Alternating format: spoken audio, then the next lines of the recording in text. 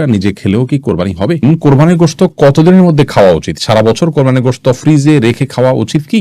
মৃত ব্যক্তির পক্ষ থেকে কোরবানি করা যাবে কিনা, সেই গোশত বন্টনের পদ্ধতি কি? গরুকে জবাই করার সময় নাম নেওয়া আবশ্যক নাই? গরু ছাগলের বট খাওয়া কি যায়? রাসূলুল্লাহ সাল্লাল্লাহু আলাইহি ওয়াসাল্লামের পক্ষ থেকে কি কোরবানি দেওয়া যাবে? কোরবানির পশু জবে করার পর পেটে বাচ্চা পাওয়া গেলে করণীয়। তামান্না আফরোজ জানতে চেয়েছেন, রাসূলুল্লাহ সাল্লাল্লাহু আলাইহি ওয়াসাল্লামের পক্ষ থেকে কি কোরবানি দেওয়া যাবে? রাসূলুল্লাহ সাল্লাল্লাহু আলাইহি ওয়াসাল্লামের পক্ষ থেকে কোরবানি দেওয়া যাবে, যেমনটি আলী রাদিয়াল্লাহু তাআলা আনহু দিতেন। বাইহাকী সহ বিভিন্ন হাদিসের কিতাবে বর্ণিত হয়েছে যে নবী করিম সাল্লাল্লাহু আলাইহি ওয়াসাল্লামের ওফাতের পরে তিনি কোরবানি দিতেন এবং তিনি বলেছেন যে নবী সাল্লাল্লাহু আলাইহি ওয়াসাল্লাম আমাকে ওসিয়ত করেছেন, অতএব তার পক্ষ থেকে কোরবানি দেওয়া যাবে। সাইদুল ইসলাম জানতে চেয়েছেন, আকিকার পশু জবেহ না করে মূল্য একজনকে দিলে কি হবে? না, আকিকার পশু, কোরবানির পশু এগুলো জবেহ ছাড়া মূল্য পরিশোধ করলে হবে না, কারণ এখানে জবেহ করাটা উদ্দেশ্য এবং এটাই মূল। অতএব যদি নগদ অর্থ দিলে হতো তাহলে সেক্ষেত্রে পশু কোরবানি বা পশু জবের কথা বলা হতো না। শরীয়ত যেটাকে যেভাবে করতে বলেছে সেটাকে সেভাবে করার মধ্যেই কল্যাণ রয়েছে। ডক্টর আপনাকে ওষুধ সেবন করতে বলেছে, আপনি ওষুধ সেবন না করে সে টাকাটা গরিবকে দান করে দিলেন, তাহলে তো আপনার রোগ নিরাময় আপনি এর মাধ্যমে আশা করতে পারেন না। আপনি তো মানে ওষুধ সেবন করার চাইতে আরো উত্তম কাজ করলেন। অতএব যে কাজের জন্য যেটি করতে হবে সেটি আমাদের করতে হবে, অন্য কোনো পদ্ধতিতে গেলে সেটি আদায় হবে না। মাথা মামা জানতে চেয়েছেন, কোরবানির পশু জবে করার পর পেটে বাচ্চা পাওয়া গেলে করণীয় কি? শরীয়ত অনুযায়ী নিয়ম হলো সে বাচ্চাকেও জবে করে দেওয়া, যদি আপনার খেতে ইচ্ছা না করে না খেলেন। আব্দুর রহমান জানতে চেয়েছেন, পশু নিস্তেজ হওয়ার আগে চামড়া ছাড়ানো যাবে কিনা? পশু নিস্তেজ হওয়ার আগে যদি চামড়া ছাড়ানো হয় তাহলে এই কাজটি অন্যায় এবং অনুচিত কাজ, যেটা অনেক সময় কসাইরা করে থাকেন।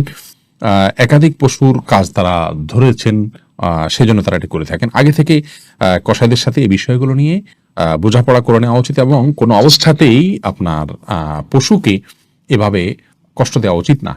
অকারণে পশুর প্রতি অমানবিক আচরণ করা ইসলাম শরীয়তের দৃষ্টিকোণ থেকে গুনাহের কথা। আল্লাহ রাব্বুল আলামিন প্রত্যেক পশুর প্রতি, সবকিছুর প্রতি আমাদেরকে ইহসান করার নির্দেশ করেছেন। এমনকি যখন জবাই করব তিনি বলেছেন, ওয়াইদা যাবাহতুম ফাহসিনু যিবহাতা, জবাই করলে জবাইকৃত পশুর প্রতিও তোমরা ইহসান করবে এবং ছুরিকে ভালো করে ধার দিয়ে নিবে, যাতে করে অহেতুক তাকে বেশি সময় ধরে পচাতে না হয়। সেখানে পশুর প্রাণ বাহির আগে থেকে চামড়া ছেলা শুরু করা, রক কাটা, এগুলো অত্যন্ত গর্হিত কাজ, এটা অনেকেই করে থাকেন।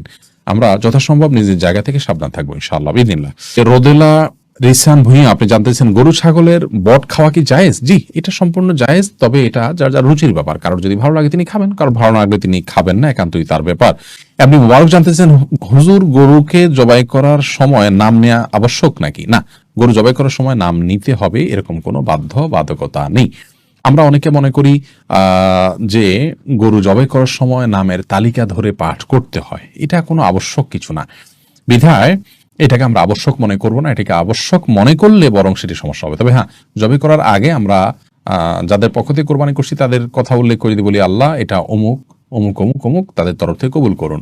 তাদের বাবার নাম উল্লেখ করতে পারেন, অমুকের ছেলে অমুক, অমুকের ছেলে অমুক, অমুকের মেয়ে অমুক, এভাবে বলতে পারেন। আর না হলে শুধু নাম বললে হবে যে অমুক অমুকের তরফ থেকে আল্লাহ তাআলা এই পশু আপনি কোরবানি হিসাবে কবুল করে নিন। এরপরে বিসমিল্লাহি আল্লাহু আকবার আল্লাহুম্মা মিনকা ওয়া লাক বলে আপনি জবাই করবেন। এটি করাটা মুস্তাহাব, নাম উল্লেখ করাটা, কিন্তু করতে হবে এমন কোনো বাধ্যবাধকতা নেই। না করলেও কোরবানি হয়ে যাবে। আল্লাহ তাআলা ভালো জানেন আপনাদের অন্তরে কি আছে, কারা কারা নিয়ত করেছেন। অতএব সেটি অসুবিধা হবে না। আরাফাত ইসলাম জানতে চেয়েছেন, মৃত ব্যক্তির পক্ষ থেকে কোরবানি করা যাবে কিনা, সেই গোশত বন্টনের পদ্ধতি কি? মৃত ব্যক্তির পক্ষ থেকে কোরবানি করা যাবে। যিনি কোরবানি করবেন তিনি তার নিজের গোশত যেভাবে ব্যবহার করেন এটাকে ঠিক একই ব্যবহার করবেন। আব্দুল নূর জানতে চেয়েছেন, কোরবানি পশুর গলায় মালা পরানো সম্পর্কে বলবেন।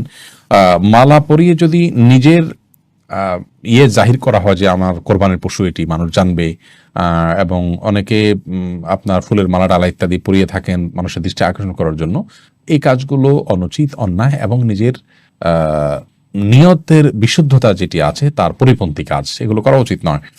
আর যদি নিছক গরুকে আপনার মায়া করে বা আপনার স্নেহ করে মালা পরানো হয় সেটি ভিন্ন বিষয়, কিন্তু সচরাচর আমাদের সমাজে যে মালা টালা পরানো হয় এগুলো এক ধরনের আপনার কি বলা যায় লৌকিকতা, এটা এক ধরনের প্রদর্শন ইচ্ছা থেকে হয়ে থাকে। আমরা সেগুলো না করার জন্য পরামর্শ দিব। ফাতেমা খাতুন জানতে চেয়েছেন, জিলহজ মাসের চাঁদ দেখার পর গরুর মাংস বা মুরগি খাওয়া যাবে না, এটা কি সত্য কথা? না, এটি সম্পূর্ণ ভুয়া এবং ভিত্তিহীন কথা, কুসংস্কারাচ্ছন্ন কথা। জিলহজ মাসের চাঁদ দেখা যাওয়ার সাথে আপনার গোশত খাওয়ার কোনো সম্পর্ক নেই। কেউ যদি মনে করেন যে আমি কোরবানি গোশতর আগে আর গোশত খাবো না, তাতে করে কোরবানি গোশতের প্রতি আমার আকর্ষণ তৈরি হবে, আল্লাহ রাব্বুল আলামিনের মেহমানদারি সেটাকে আমি খুব আগ্রহ ভরে অ্যাকসেপ্ট করব, সেটি তার ব্যাপার। কিন্তু জিলহজ মাসের চাঁদ দেখা গেলে আর মানে কোনো গোশত খাওয়া যাবে না, এটি সম্পূর্ণ ভিত্তিহীন কথা। এরপরে সাদিয়া আক্তার প্রিয়া জানতে চেয়েছেন কোরবানির গোশত কতদিনের মধ্যে খাওয়া উচিত? সারা বছর কোরবানির গোশত ফ্রিজে রেখে খাওয়া উচিত কি?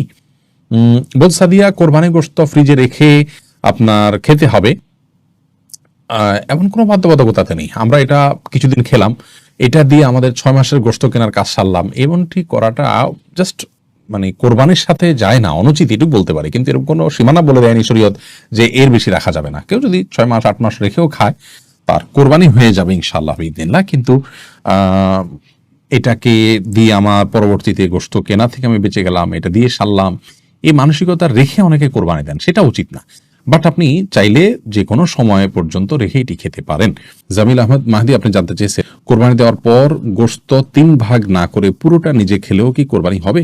কোরবানি গোশত কি 3 ভাগ করে 1 ভাগ গরিবদের দেওয়া জরুরি, নাকি পুরোটা নিজেরাও খাওয়া যাবে? জামিল মাহদি, কোরবানির গোশতের 3 ভাগ করা এটা আবশ্যক নয়, মুস্তাহাব।